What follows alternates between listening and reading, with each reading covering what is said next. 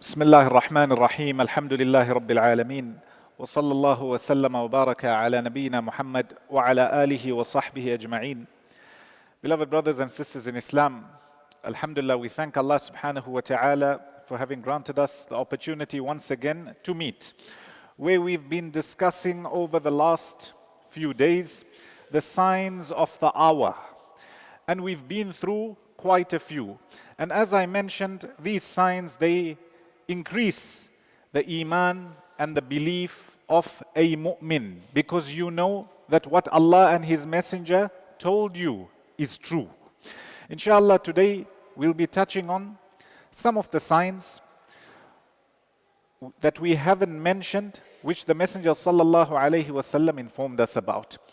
The first signs I want to touch on are to do with commerce and trade, to do with business. In a hadith, the Messenger sallallahu alaihi wasallam says, the hour will not be established. The end of time will not come until you see certain things. And one of them is fushuwut tijarah. He says you'll find that business will be widespread. In a similar hadith, he says the hour will not be established until حتى يتقارب الزمان. And in another riwayah, يتقارب الأسواق. Until the marketplaces become closer together, until time becomes closer. The ulama, when explaining this hadith, they have varying explanations. However, what I want you to ponder over is, look at how, at the time of the Messenger sallallahu alaihi wasallam, they did not have technology. They did not have the internet that we have today. Those days, the way they used to trade, somebody used to travel with donkey or camels or horses, and they used to hold their goods, or they used to go far away. In those days, you would travel from Mecca to Medina, that distance, in 10 days or more. And people would get the goods they wanted to sell. And they would bring them, and sometimes even further distances. And imagine at that time, the Messenger sallallahu alaihi wasallam is telling you that the hour will not come until this business becomes widespread and the marketplaces become closer. And this most definitely we've seen it today. Just a few years ago, I'm talking about 20, 30 years ago, people thought that the technology at the time was so advanced. You could now make a phone call. You could transfer money from the bank. And today, every single one of us on the phone, you can order goods from the other side of the world, and you can pay immediately, and they will deliver to you within a day or 2 days or few days. And what does this show you? Yes, it's a convenience, it's a ni'mah, it's a bounty of Allah. However, the Messenger sallallahu alaihi wasallam also told us that this is one of the signs of the hour. The fact that this commerce and trade will become easy. He also tells us that time will become closer.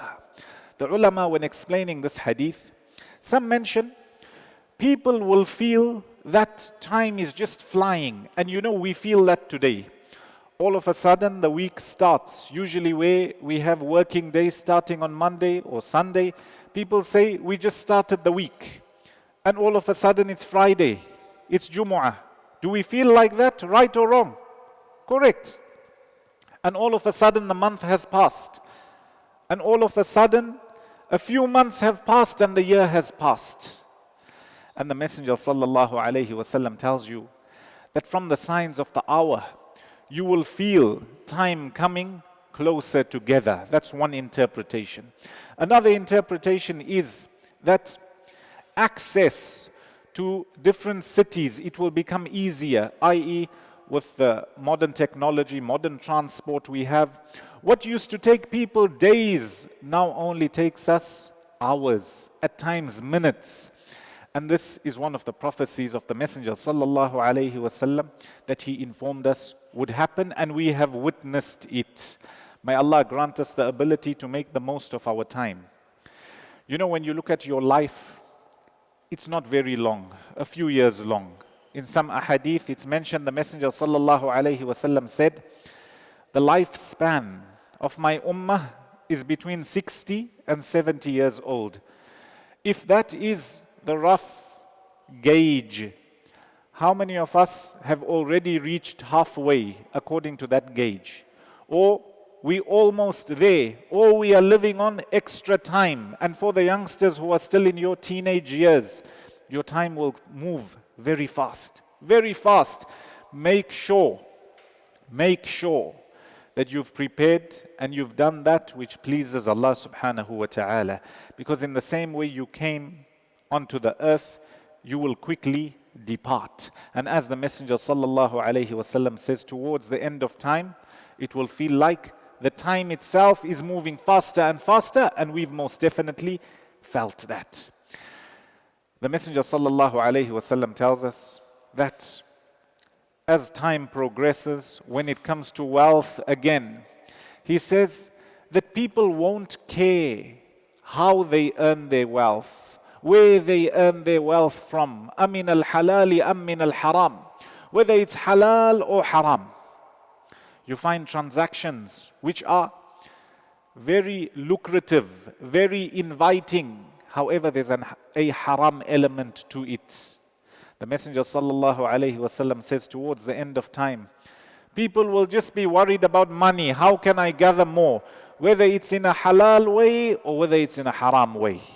May Allah protect one and all. And he mentions in some ahadith that stinginess and miserliness will be widespread amongst the people. You find people they'll have wealth, but the person will be stingy.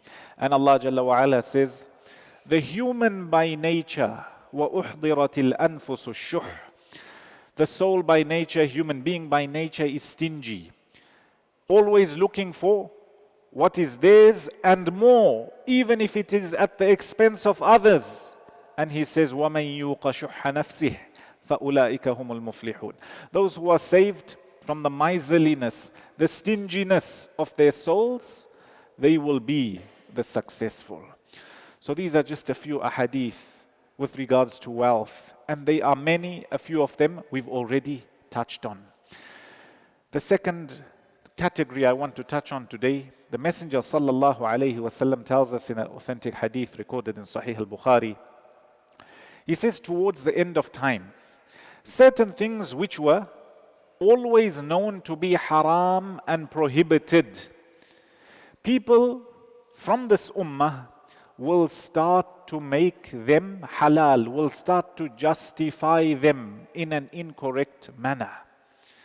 He says in one hadith, يَسْتَحِلُّونَ الْحِرَى وَالْحَرِيرَ وَالْخَمْرَ وَالْمَعَازِفِ. You'll find people who they'll want to make zina halal, and they'll try to find all avenues to justify it. And silk for the men is prohibited to wear.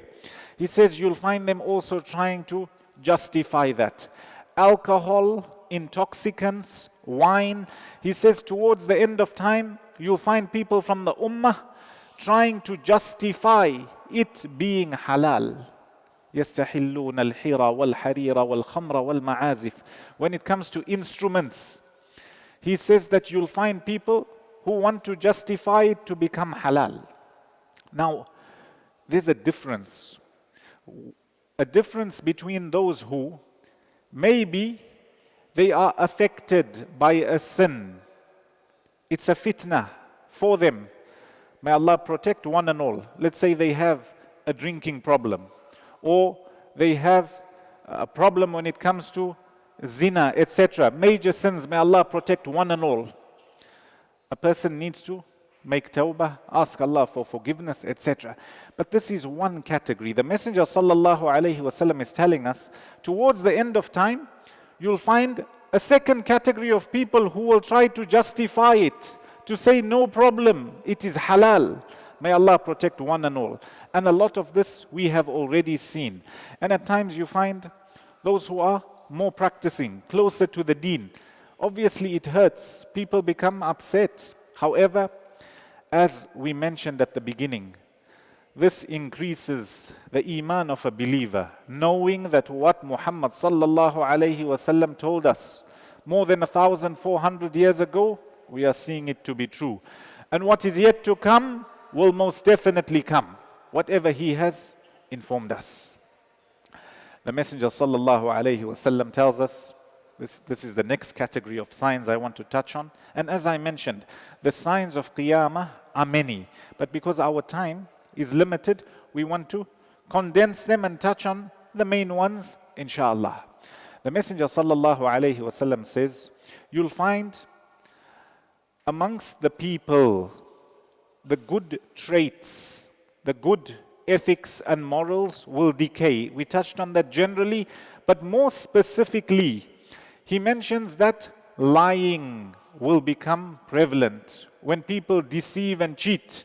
And he says in a hadith, should I not inform you of some of the most major of sins?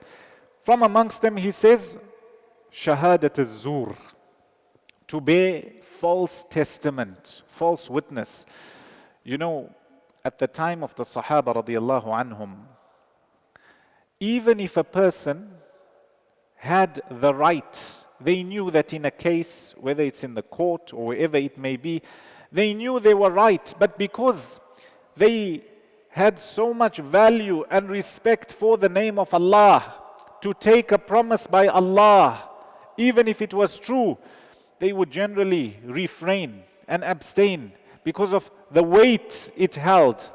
And the Messenger sallallahu alaihi wasallam tells you, towards the end of time, people will take the name of Allah, but they will be bearing false testament. You know, when you go to the court and you find people who they have no right in something, but they take an oath by Allah, and they bring false evidence to say that this is mine, or this belongs to me, or I am in the right, and they are deceiving, they are cheating. The Messenger sallallahu alaihi wasallam tells us that this will become widespread. May Allah protect one and all. And this most definitely we have seen, shahadat az-zur, where people bear false testimony. So much so, not only the person giving this false testament, the Messenger sallallahu alaihi wasallam in a long hadith, authentic, he says, the best generation is my generation, then the one after, then the one after. Then he says, there will come people towards the end of time telling us how society will decay. One of the things he says, yashhaduna wa la yustashhadun. Even if they were not asked to bear testimony, they will go to give it. It doesn't belong in your business, or it's got nothing to do with you. People will still come ahead and they will start to give this testament, false testament. May Allah protect one and all. And the Messenger sallallahu alaihi wasallam tells us the good character and conduct, the ethics of the people will erode. From the signs informed to us by the Messenger sallallahu alaihi wasallam, we spoke about commerce, we spoke about the moral fabric of society decaying.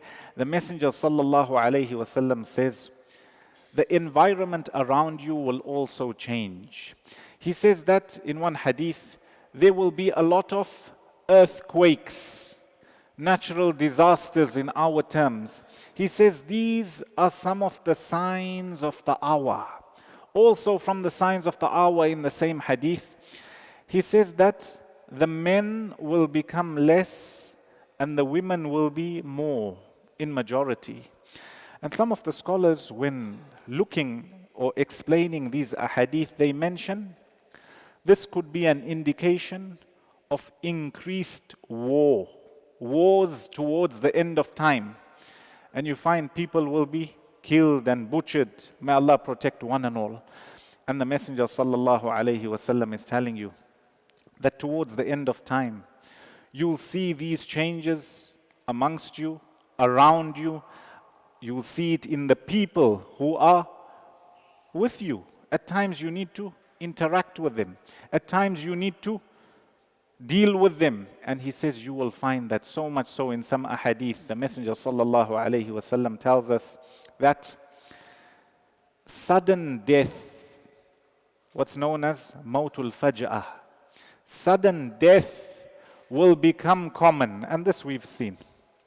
You find people who were once healthy, they were still very young, no known disease or ailment, and they start to die one after the other, one after the other. And the Messenger sallallahu alayhi wasallam informs us in a hadith that from the signs of the hour, you'll find that this sudden death becoming more and more common. And you'll find the good people of society also, their generation passing away. And the people who are wretched and evil will be left behind. May Allah protect one and all. The Messenger sallallahu alayhi wasallam tells you, towards the end of time, you'll find people who, speaking about them not being honest, speaking about them bearing false testimony, he says, وَيَكْثُرُ فِيهِمُ السِّمَنِ. You'll find obesity being widespread. And this is an authentic hadith of the Messenger sallallahu alayhi wasallam, recorded in Sahih al-Bukhari and others.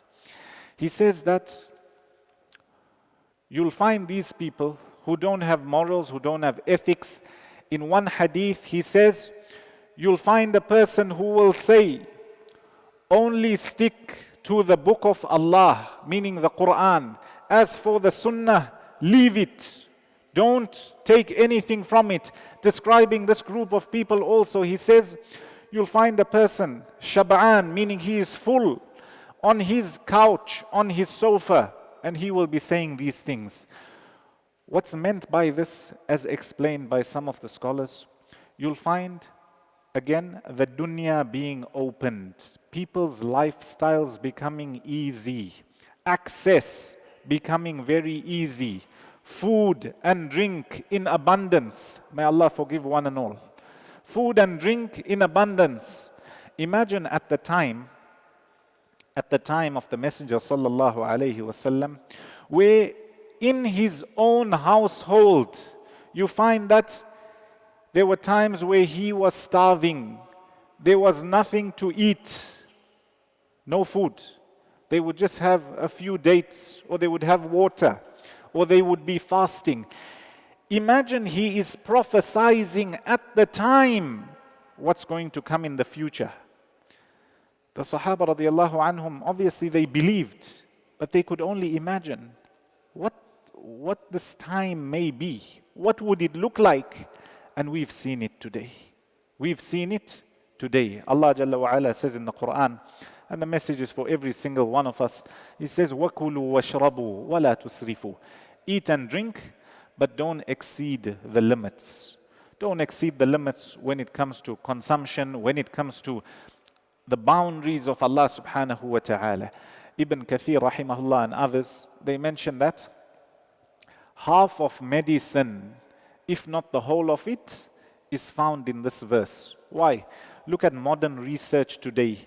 They tell you most of the ailments we have, it comes from what we consume, what we eat and drink, and abundance in it. And the Messenger sallallahu alayhi wasallam is telling us well before that there will come a time where these people who they once had nothing, the dunya will be opened for them, and this obesity will become widespread. And as a believer, as a Muslim, for you to look after the bounties that Allah subhanahu wa ta'ala has given you, your health, for you to exercise that which is moderate at least, with the correct intention becomes an act of worship. With the correct intention can become an act of worship. The Messenger sallallahu alayhi wasallam tells you in a hadith, إِنَّمَا الْأَعْمَالُ بِالنِّيَّاتِ. Actions are judged according to their intentions. Obviously, when it comes to your compulsory acts of worship, them being for the sake of Allah, then you've got deeds or actions which are not haram and not halal, permissible. For example, exercise, for example, eating, for example, sleeping. However, with the correct intention, this can become an act of worship. Without an intention, neither for you nor against you. With the correct intention, for example, I am sleeping early so that I can wake up for tahajjud. Inshallah, you are rewarded for that sleep also. So I can wake up for fajr. You are rewarded for that sleep also. I am eating healthy so I can look after my body, so I can worship Allah in a better way. I can fulfill the rights of Allah subhanahu wa ta'ala that are upon me. This mubah, this permissibility, bi'idhnillah, also becomes an act of worship. My beloved brothers and sisters in Islam, so far what we've touched on are some of the minor signs of Qiyamah. There are many, many, many signs informed to us by the Messenger sallallahu alaihi wasallam, told to us by the Messenger sallallahu alaihi wasallam. In fact, from amongst these signs, he tells us that towards the end of times, you'll find in many ahadith, here I'm summarizing, he says you'll find the Muslim ummah generally being in a state of weakness, state of da'f. And the Sahaba radiallahu anhum ask him, O Messenger of Allah, will this be because we are less in numbers or we don't have might or power? And he says, no. You'll be a lot in number, but rather weakness would have entered your heart. People will become too attached to material, to the worldly life.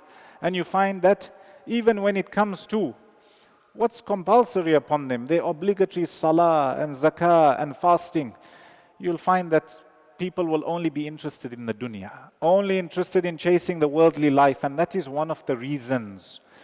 Attachment to the dunya is one of the reasons why we, firstly, as individual Muslims, become weak.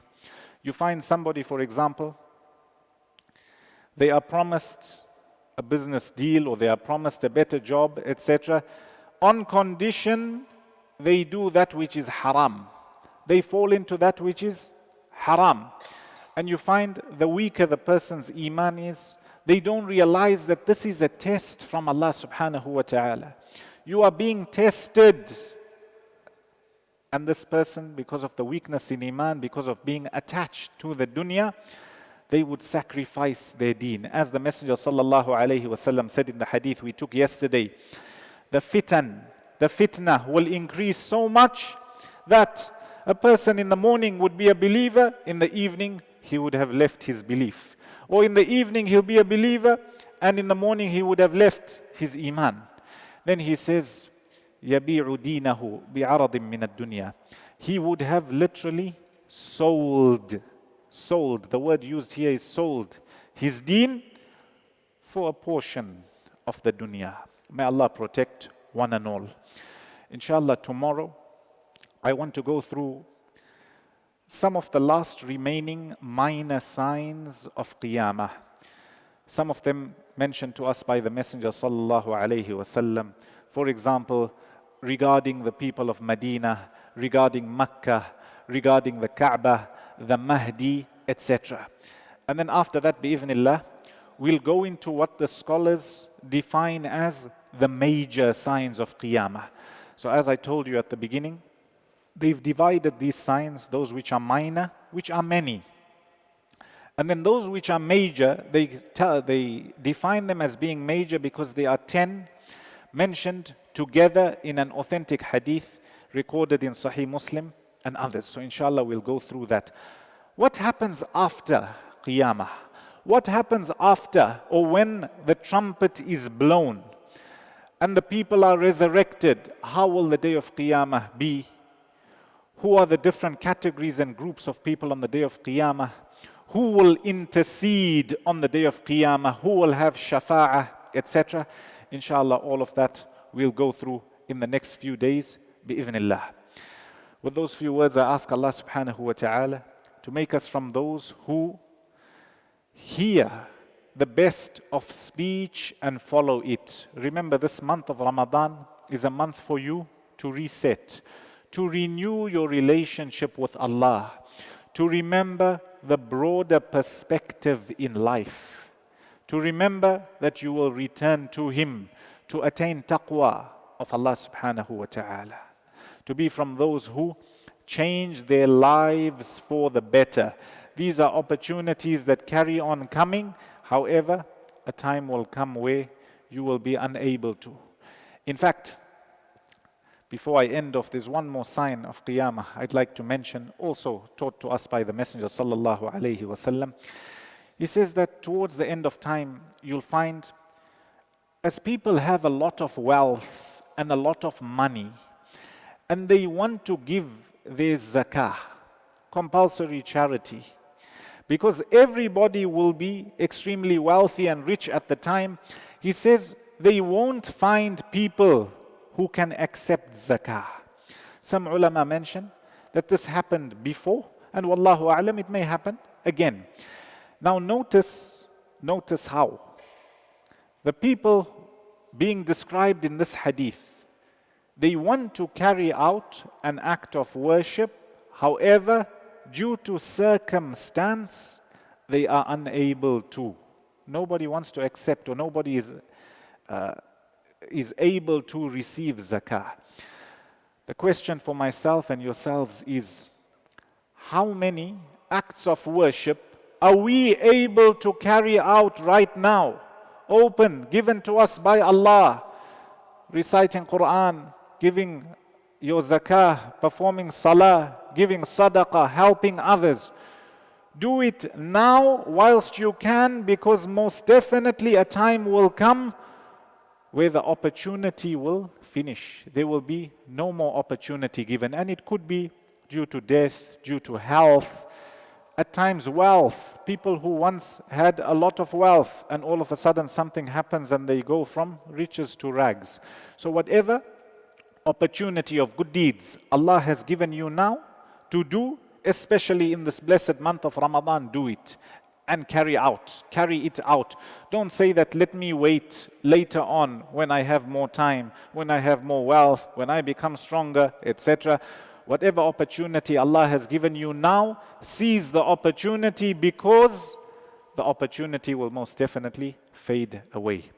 Bi-idhnillah, inshallah, we meet tomorrow. With those few words, we ask Allah subhanahu wa ta'ala to bless us all, to grant us all the best in this world and the next, and to gather us in the highest part of Jannah. Wa sallallahu wa sallam wa baraka ala nabiyyina Muhammad wa ala alihi wa sahbihi ajma'in.